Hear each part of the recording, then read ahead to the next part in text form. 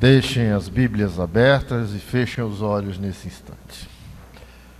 Que as palavras da minha boca e o meditar do meu coração possam ser agradáveis perante a tua face, ó Senhor, rocha minha, Redentor meu.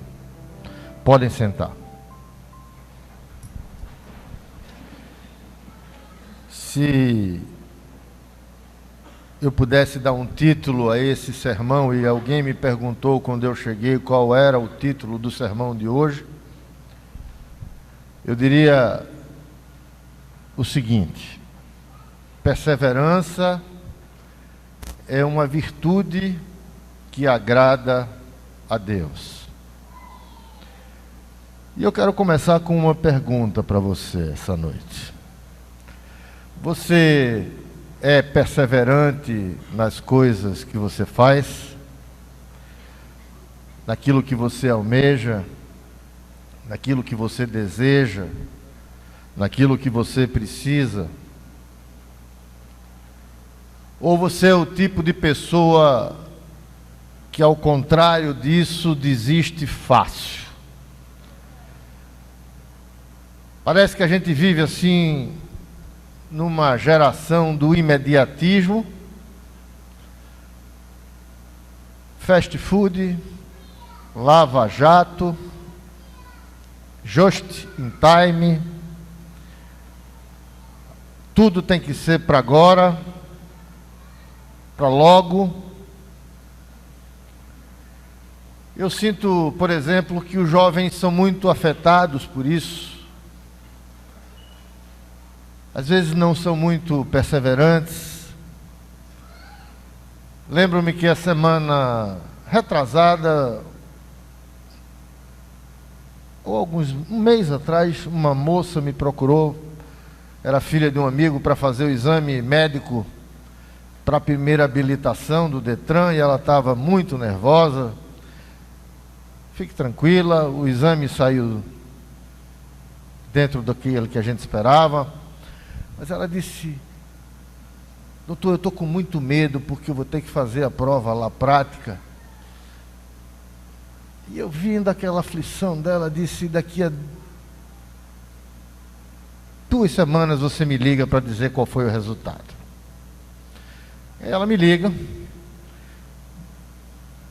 E eu pergunto: e aí, como é que foi? Pau 2 vezes.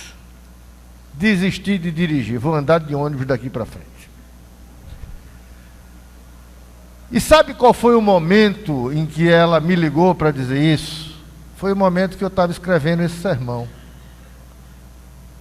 Um sermão de um homem que tinha esperado 38 anos por uma cura. Eu disse: ai, se ela tivesse que esperar 38 anos para dirigir. Tem muita gente assim, que não consegue ser perseverante, começa as coisas e não termina nada, não tem paciência para dar um passo de cada vez na vida, não insiste, não acredita, se deixa abater pelas primeiras dificuldades, pelos primeiros obstáculos. Mas o fato é que a perseverança é uma virtude, é uma qualidade que agrada o coração de Deus. Abrindo um parênteses, eu sempre digo que um dos momentos mais importantes na nossa caminhada cristã é quando a gente se converte. Aquele momento de encontro com Jesus, aquele momento em que a gente tromba com Ele, é marcante, é emocionante, muda o rumo das nossas vidas. Mas embora a conversão seja algo tão especial, o grande desafio da vida cristã ainda é perseverar. A palavra de Deus diz: ser fiel até a morte, para que você um dia receba a coroa da vida. E quando Jesus teve um diálogo com alguns homens que queriam segui-lo, mas que começaram a colocar condições começaram a colocar barreiras àquele chamado. Ele disse: todo aquele que põe a mão no arado e olha para trás não é digno do reino de Deus. Creia nisso, meu irmão.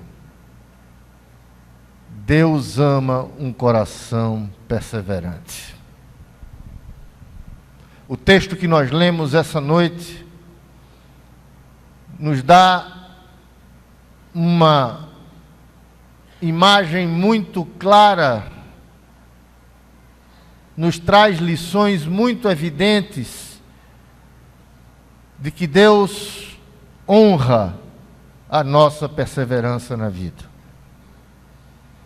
Como honrou daquele paralítico que o Evangelho de João nos apresenta,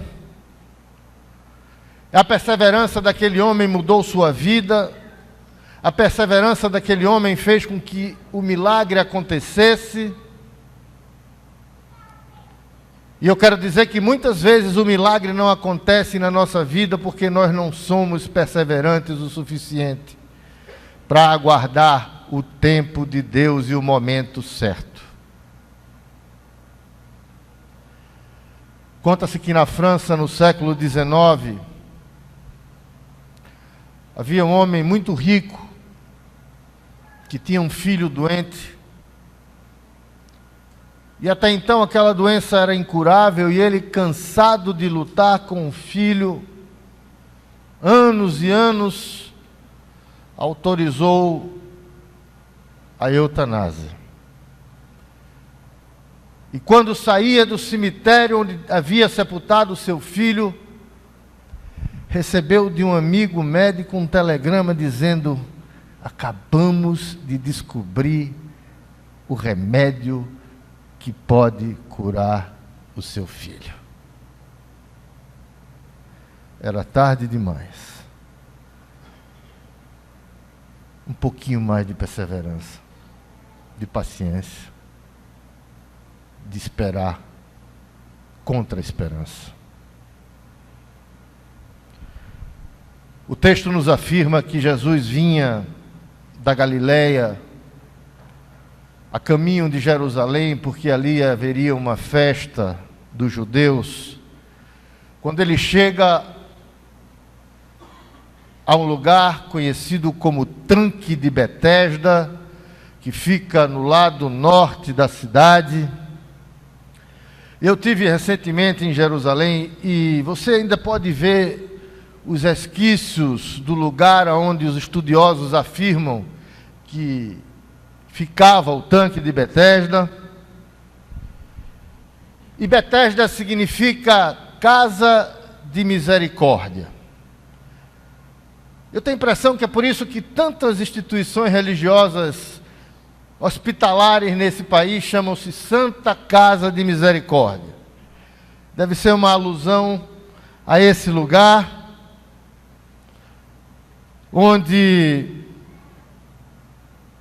muitos doentes acorriam em busca de uma última e única esperança para uma enfermidade incurável. E notem que o ser humano daquele tempo é igual ao ser humano de hoje. Porque onde há cura, há sempre muita gente. Onde há possibilidade de cura, há sempre a atração de muitas pessoas. Basta alguém dizer: estão curando ali, enche. E eu quero fazer um adendo, porque Deus cura, na sua soberania. Essa igreja acredita nisso. O que nós não acreditamos, nem fazemos, é usar isso como espetáculo, performance, coreografia, comércio. Mas Deus cura, pelo seu poder, dentro dos seus planos e da sua soberania. Onde há esperança, há sempre muita gente. Então uma grande multidão de pessoas acorria aquele lugar, eram cegos, paralíticos, coxos, pessoas com todo tipo de enfermidades, buscando uma chance de se verem livres daquele mal que o afligia. E eu vejo muita gente por aí também em busca dessa última esperança. Ali era um lugar onde a fragilidade, a dor e a miséria humana se exteriorizavam, ganhavam evidência. Enfermos de todo tipo se juntavam para aguardar uma gota da misericórdia de Deus. Porque havia uma tradição provavelmente que tinha vindo de uma herança pagã, que ninguém sabe exatamente de onde veio, mas o fato é que essa tradição existia e dizia que um anjo, de quando em quando, sem mandar aviso, de maneira invisível, ele fazia com que aquelas águas se movessem, se agitassem, e o primeiro que conseguisse entrar no tanque, garantiria a sua cura. E por serem muitos os enfermos, e só um podia ser curado, vocês podem imaginar como não era aquele lugar. Uma UPA do século I piorada. Muita gente para ser atendida, um só para ser curado, por vez, e ainda ninguém sabia se era verdade. Uma verdadeira UPA piorada do primeiro século. Mas estava lá. E quando o anjo agitava aquelas águas, havia uma verdadeira disputa, uma verdadeira guerra para ver quem entrava primeiro, quem conseguia se banhar naquelas águas.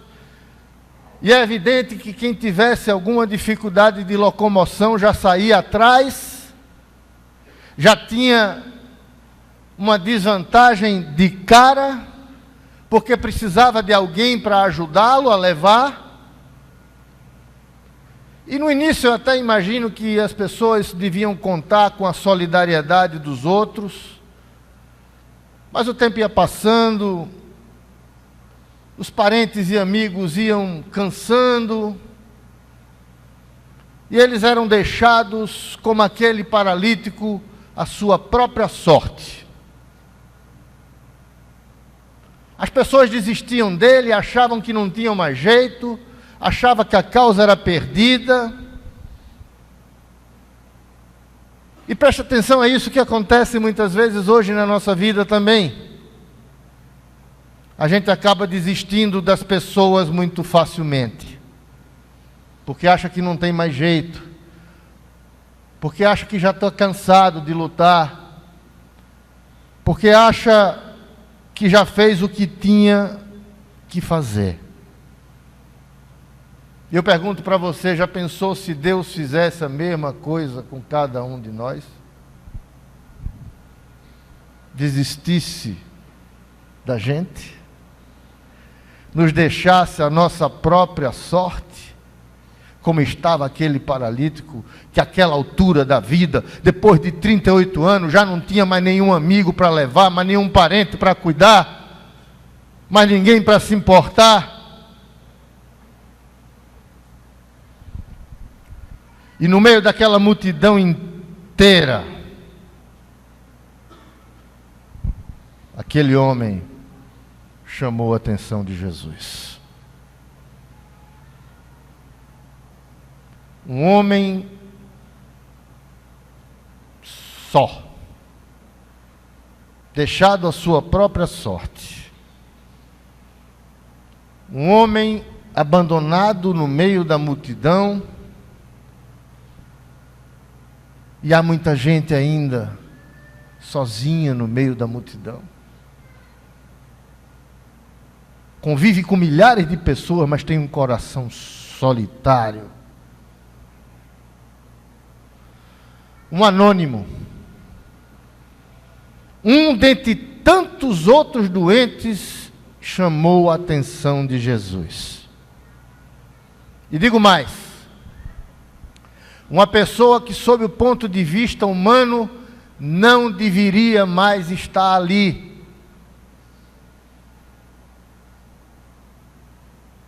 Não deveria mais estar ali.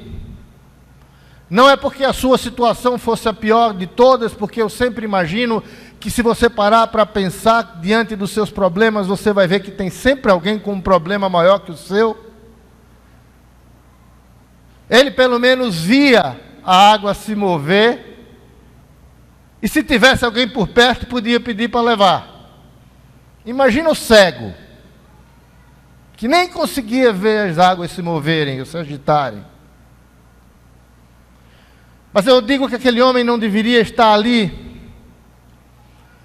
porque eram 38 anos de espera, paralisado, decepcionado, abandonado, provavelmente psicologicamente destruído pelo desprezo, por não ter sido alcançado pela cura e pela vitória. Talvez na cabeça dele passasse em alguns momentos, como passa na nossa também: eu acho que para mim não tem jeito, eu acho que não chega nunca a vitória nem a cura, eu estou cansado. E eu imagino quantas frustrações, quantas decepções eu e você também já passamos esperando na vida contra a esperança. Mas aquele homem que tinha tudo para não estar ali, sob o ponto de vista humano, estava ali e chamou a atenção de Jesus. E por que ele chamou a atenção de Jesus? Eu quero ressaltar pelo menos 3 pontos. Em primeiro lugar, Jesus conhecia a história daquele homem, porque o texto diz que ele procurou saber. E eu acho que a perseverança daquele homem impactou Jesus. Um homem que, sem ninguém para lhe ajudar, esperou 38 anos que pudesse acontecer alguma coisa em seu favor.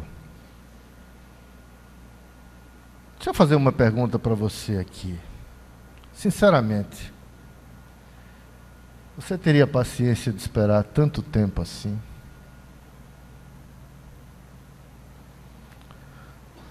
Afinal de contas, 38 anos não são 38 dias. Não são 38 horas. Não são 38 semanas. Não são 38 minutos.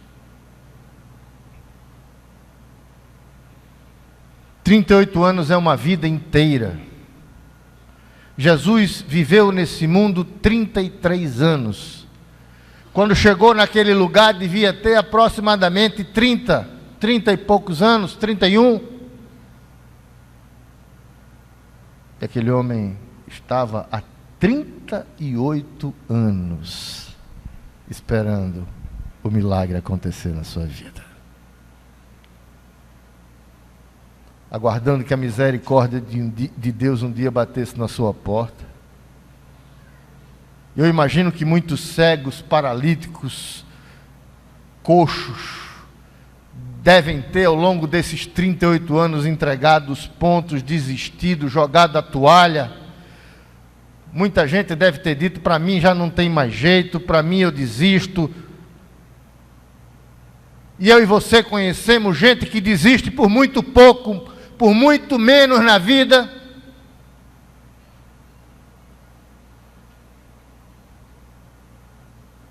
por qualquer bobagem acha que o mundo acabou. Perdi meu celular, acabou meu mundo.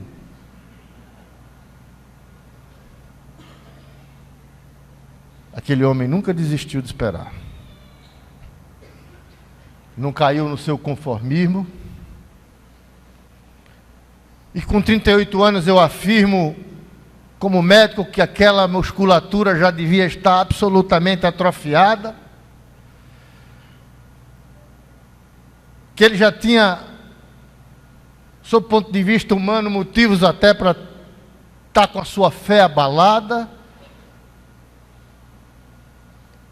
Ele podia pensar que as suas possibilidades tinham acabado, podia estar murmurando, reclamando, dizendo que vida infeliz essa minha. E quanta gente por aí desiste com uma palavra, desiste no primeiro fracasso, desiste com um dia de espera por alguma coisa.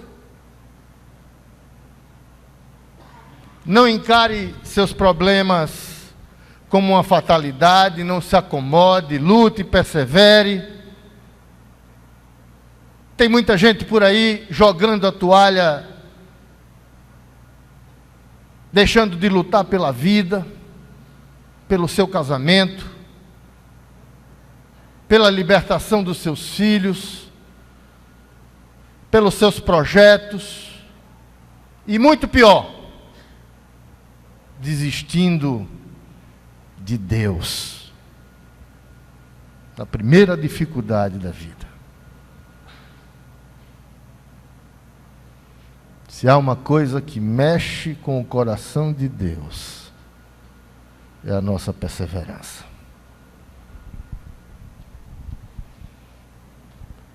E Jesus, a própria misericórdia encarnada de Deus, um dia o alcançou. Você e eu temos que ser como uma vela, que até o final não perde a chama nem o brilho. Ele sempre teve esperança. Um dia, embora todo mundo diga o contrário, todo mundo ache o contrário, eu vou ser curado. Persevere, e o milagre vai acontecer na sua vida também. Em segundo lugar, me chama a atenção o fato de que Jesus se importou com aquele homem. Naquele tanque, a relação interpessoal era muito parecida com a nossa relação hoje. Ninguém tinha tempo para se preocupar com o problema do outro, afinal de contas, só um podia ser curado quando o anjo descesse, quando as águas fossem agitadas.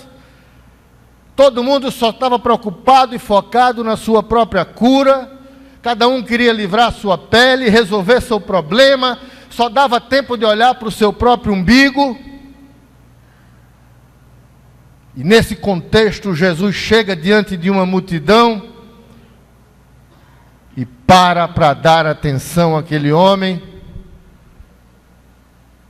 procura saber a história daquele paralítico, e justamente aquele homem que estava há 38 anos, ele faz uma pergunta extremamente curiosa, óbvia demais aos nossos olhos: queres ser curado? O sujeito esperando há 38 anos. Jesus pergunta: queres ser curado? Parecia óbvio demais aos nossos olhos aquela pergunta de Cristo. Certamente que ele não estava ali passeando, que ele não gostava de ver os outros serem curados, que ele não estava ali de bobeira, que ele não estava dando um passeio, que ele não tinha gastado a vida inteira dele naquele tanque, se ele não quisesse ser curado. E é exatamente essa pergunta que Jesus faz a ele: queres ser curado? Mas essa pergunta fazia todo sentido. Porque o que Cristo estava querendo dizer em primeiro lugar é: eu me importo com você. Tem uma multidão aqui, mas eu ligo para o seu problema. Eu quero e posso lhe ajudar. Enquanto as pessoas passam por aqui e nem se interessam pelo seu caso, eu estou aqui com você. Jesus é o único que presta atenção no que ele está vivendo. E presta atenção. A realidade do tanque de Betesda é a realidade da nossa vida hoje também. A maioria das pessoas com quem nós convivemos não está nem aí para o que a gente está passando, para os nossos problemas. E nem a igreja escapa disso muitas vezes. Na maioria dos casos, as pessoas que estão ao nosso redor não se importam com o nosso desemprego, com a nossa doença que está tirando a nossa paz, a nossa qualidade de vida, com os nossos problemas de relacionamento, com os nossos filhos que estão lançados e jogados nas mãos das drogas. E a gente está tão envolvido com o nosso próprio problema, esperando a nossa chance de pular no tanque de Betesda da nossa vida, que não dá para parar e se preocupar com aquele paralítico de 38 anos, que não dá para parar e se preocupar com o nosso vizinho, que não dá para parar e se preocupar com o problema daquele que senta do nosso lado, muitas vezes no banco da igreja. Não dá tempo para se preocupar com a nossa família. Porque senão o anjo vem, agita as águas, e só um vai ser curado. E tem que ser eu. Mas eu quero dizer a você,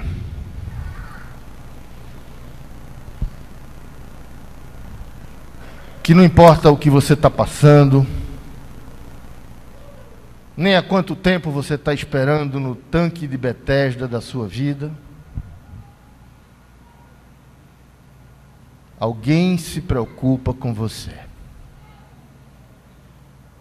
Alguém tem tempo para olhar para você. Ainda que ninguém faça isso, Jesus vai parar.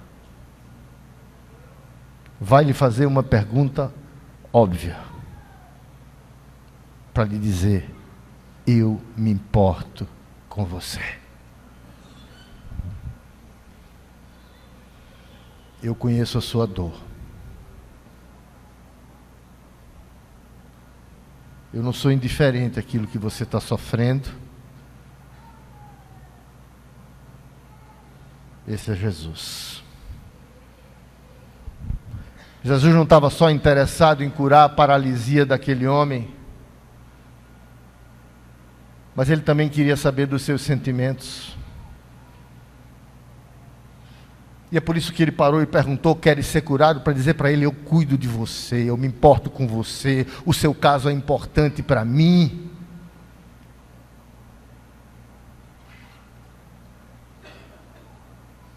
E Jesus também fez aquela pergunta porque precisava de uma resposta afirmativa daquele homem. Porque há tanta gente por aí que, diante do prolongar dos seus problemas, começa a fazer daquele problema a razão da sua vida. E às vezes até nem quer mudar mais, porque aquilo ali é o que o faz viver, é o seu oxigênio. E Jesus pergunta: tu queres ser curado? Lógico demais. Mas ele precisava de uma resposta afirmativa daquele homem. Porque quando a gente não quer, nem Deus resolve. Porque Deus respeita a nossa vontade.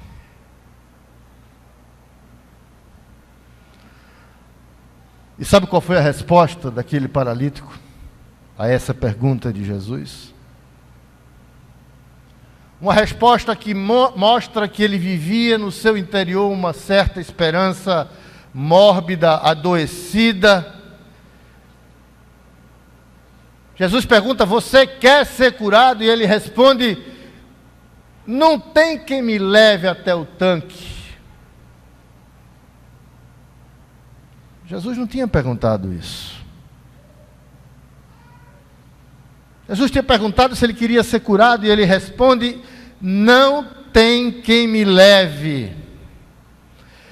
E aquela resposta é como se expressasse uma explosão do seu interior, do seu cansaço, do seu desânimo, da sua decepção com tudo, com todos.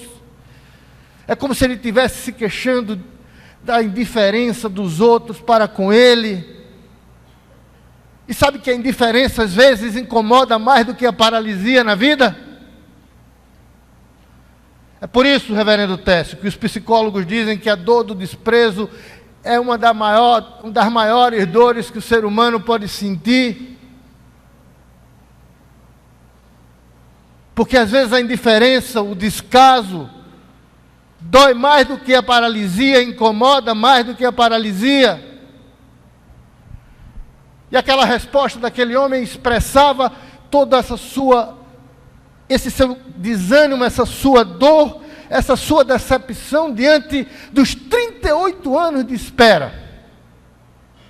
E talvez, e principalmente, pelo descaso das pessoas para com ele. E eu quero dizer uma coisa a você essa noite. Muitas vezes, para que você seja curado, você precisa também dar um grito desse diante de Deus. Abrir o coração e derramá-lo diante do Senhor.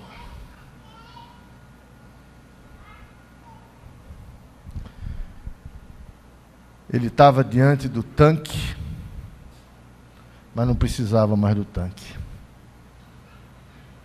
Ele estava diante daquele que podia todas as coisas. E Jesus queria muito mais do que curar sua paralisia. Jesus queria curar a sua vida, reconstruir a sua alma, dar a ele nova dignidade. Queria libertá-lo, salvá-lo, transformá-lo. E nós precisamos também nos libertar das nossas Betesdas na vida. E o milagre aconteceu. Sem precisar de entrar no tanque, aquele homem foi curado. Ele não precisava mais esperar.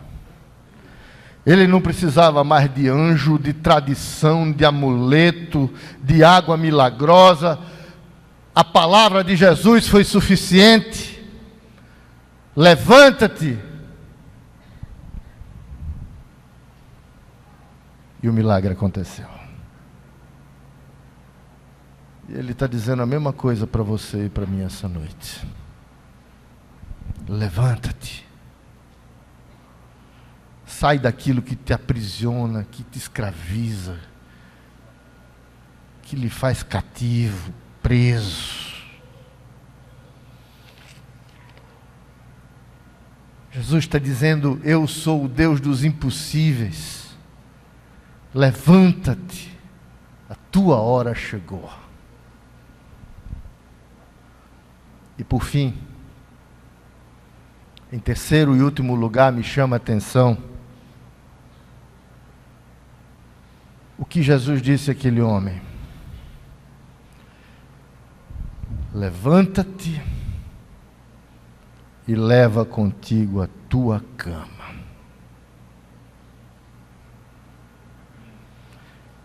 Era como se Jesus estivesse dizendo a ele: nunca esqueça de onde você veio. Nunca esqueça do milagre que aconteceu na sua vida. Ao dizer leva a tua cama, ele está dizendo, lembra como você era antes de mim, lembra da bênção que você recebeu, lembra do milagre que aconteceu, lembra do que Deus fez na sua vida. Carregar a cama era como se manter vivo na memória daquele homem, de onde Jesus o havia tirado. E isso não é para que ele tivesse saudade da vida que levava, não. Porque nós não devemos nunca ter saudade de uma vida longe de Deus, paralítica, paralisada. Aquilo era para mostrar a aquele homem de que ele não era super-homem. Era para mostrar e lembrar aquele homem a misericórdia de Deus. Era para mostrar aquele homem que ele precisava nunca esquecer de onde tinha vindo, para não esquecer de quem tinha tirado ele de lá. Porque muita gente esquece disso. Recebe o milagre, tchau, tchau, Deus. Recebe a cura, desaparece.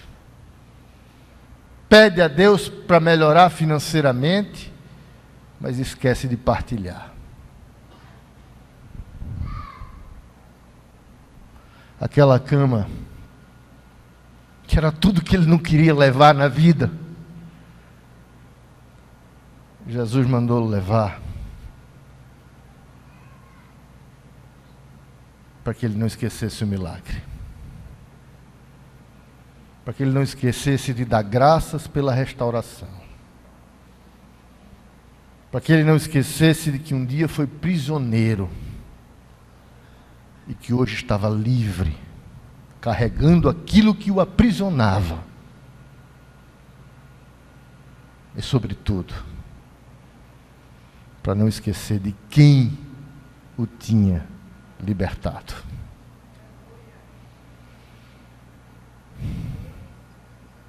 Carregar a cama significava saber de onde veio e, sobretudo, quem o tirou de lá. Olha aqui para mim.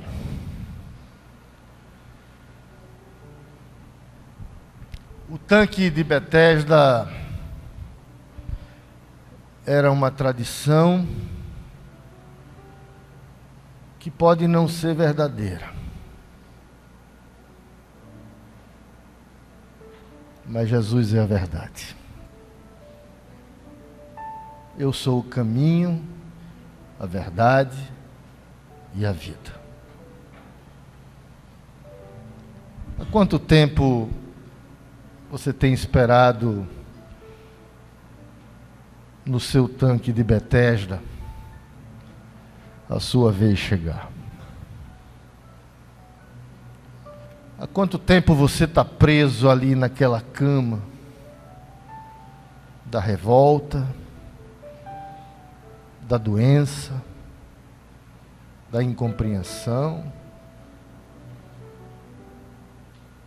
da mentira?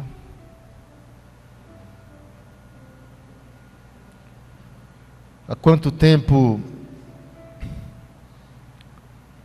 você está preso na sua Betesda?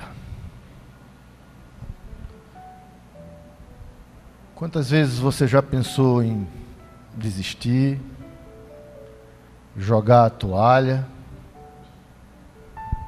abandonar tudo? Quantas vezes já passou pela sua cabeça que não tem mais jeito? Seus 38 anos talvez sejam um ano, 2 anos, 3 anos, um mês, um dia. Como é que você chegou aqui? Qual é a cama que lhe aprisiona? Quais são os obstáculos que você tem enfrentado na vida? Será que a sua vida conjugal, sua vida profissional, sua vida financeira, seus filhos, seu reencontro com Deus, o que é que você está esperando?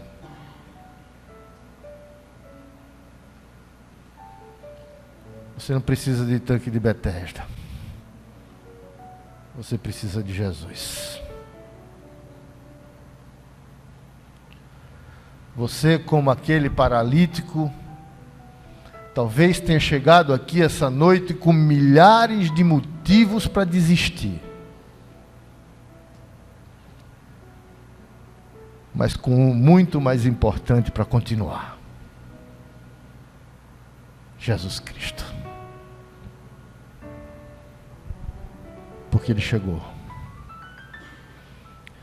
Ele está aqui para se importar com você.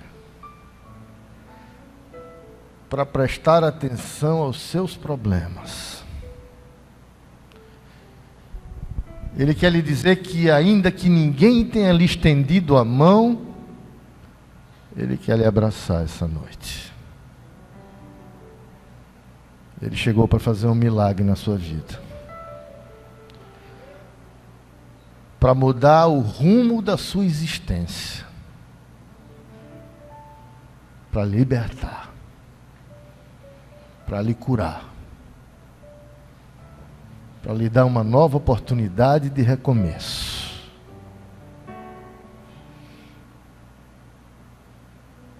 Você vai dizer: a espera valeu a pena.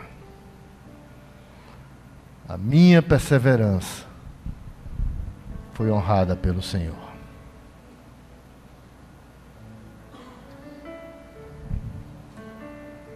E um dia que você receber essa cura, que pode ser hoje, o dia que o milagre acontecer na sua vida,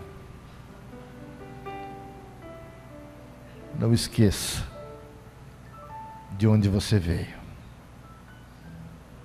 E, sobretudo, não esqueça de quem lhe tirou de lá. Jesus chegou no tanque de Betesda da sua vida. A cura chegou. O milagre chegou. Você pode estar esperando há muito tempo, quase desistindo. Mas eu quero lhe dar uma boa notícia. Acabou a sua espera. Jesus chegou. A verdade chegou para lhe restaurar e lhe dar uma vida nova. Fique em pé nesse instante. Eu não sei exatamente quais são as circunstâncias da vida que estão aprisionando você. Eu não sei há quanto tempo você tem esperado. Eu não sei exatamente quantas vezes o desânimo já chegou no seu coração e você quis jogar a toalha, chutar o pau da barraca e dizer: hoje eu não desisto.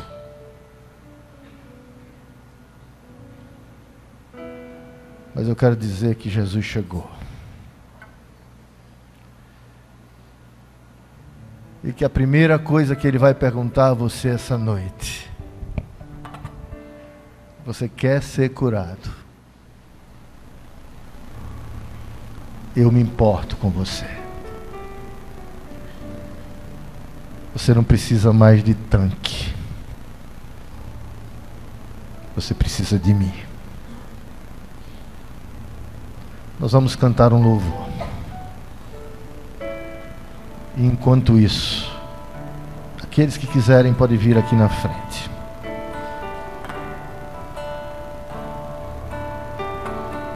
Aceitando a esse chamado de Jesus, que está perguntando ao seu e ao meu coração: você quer ser curado? Eu me importo com você. Eu vim aqui para lhe dar cura, para lhe restaurar, para lhe dar uma vida nova. Vamos louvar. Venham aqui aqueles que quiserem uma bênção especial essa noite.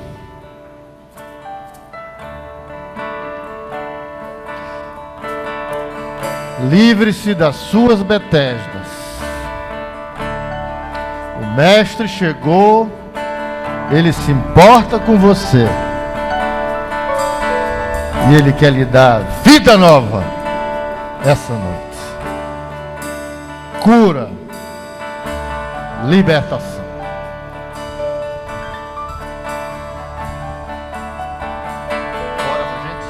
Bem-aventurado aquele que teme ao Senhor e confia perpetuamente em seu poder,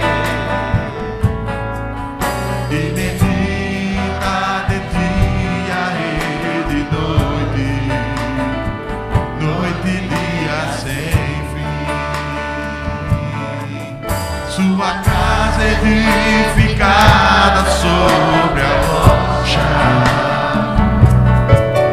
não existe vendaval para destruir. E a família que habita dentro dela, no Senhor espera. Espera no Senhor sem desistir, na certeza que Ele não falha não. Já preparou.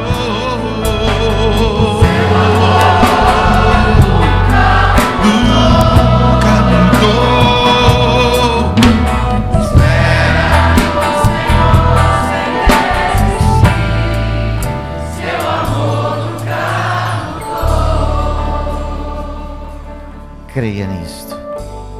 O amor dele nunca mudou. Jesus está aqui para abençoar você. Está cansado de esperar? Ó Senhor, em nome de Jesus, que tu realizes cura, milagre, libertações.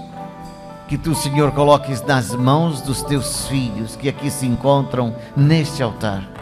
Que tu coloques a bênção da cura, da restauração, do renovo, da esperança, da vida. Tu, somente tu, Senhor, sabes quantos estão aqui no limite da espera, sentindo-se sós, abandonados, sem ninguém por perto. E só tu podes alcançá-los. Faz isso aqui, Senhor, nesta noite. Opera a libertação, cura, resgata, Senhor, a esperança, resgata a vida, Senhor, resgata o amor, resgata a paz e dá perseverança ao teu povo. Em nome de Jesus. Amém e amém. Tome posse disto. Vamos voltar aos nossos lugares, cantando, louvando o nome do Senhor. Espera No Senhor sem desistir, na certeza que Ele não falha, não falha não. Tudo Ele já preparou. Já preparou. Seu amor nunca mudou. Nunca. Espera no Senhor sem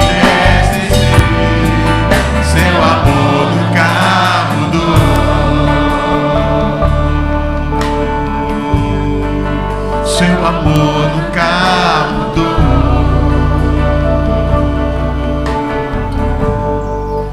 Seu amor nunca mudou.